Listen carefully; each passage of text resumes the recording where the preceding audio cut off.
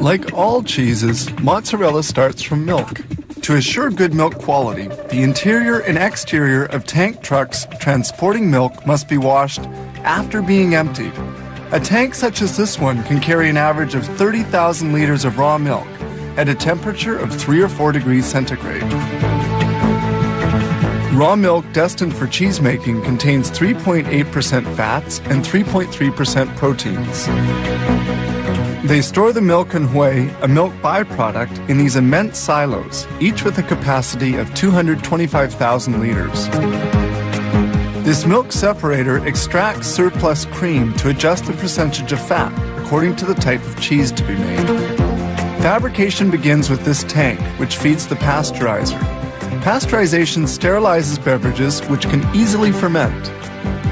Milk samples are drawn off to precisely determine their milk fat and protein content. Tests are carried out in this laboratory where they impose controls.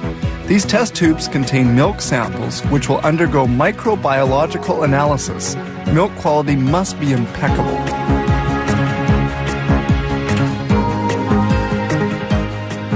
This is a curdler with a 25,000 liter capacity into which milk and other essential ingredients for making mozzarella are introduced, such as the enzyme rennet that curdles the milk. This mix must be well stirred and cooked. The agitators are used to cut the whey into little lumps. This step takes about 30 minutes. The temperature of the tanks depends on the type of cheese they're making. Agitators continue stirring the milk. Once cooking is done, the whey is pumped onto tables to be drained. It stays there for about 25 minutes. The solid and the liquid are now well separated.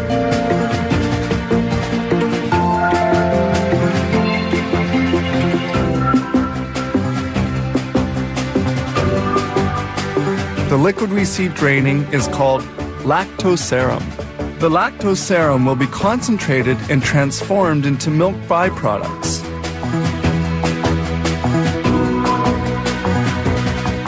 The water has been almost entirely extracted and the cheese particles are now sufficiently dry.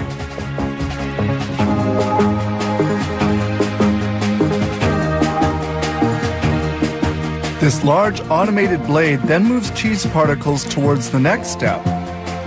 That is, toward the molder.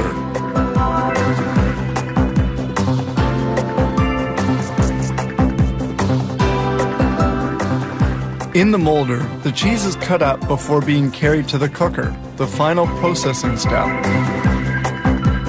It appears that this mozzarella has just the right texture.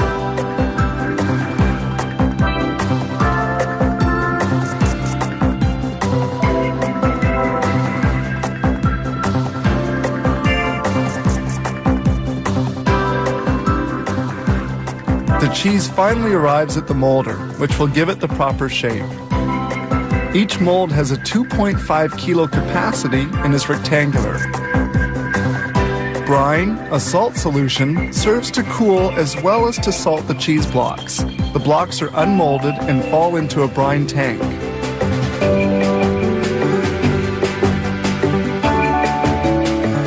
Following on, the cheese blocks will remain in another brine solution for a while. They are then carried by a conveyor towards another tank, where they will be immersed for 4 to 10 hours at a temperature of 2 degrees centigrade.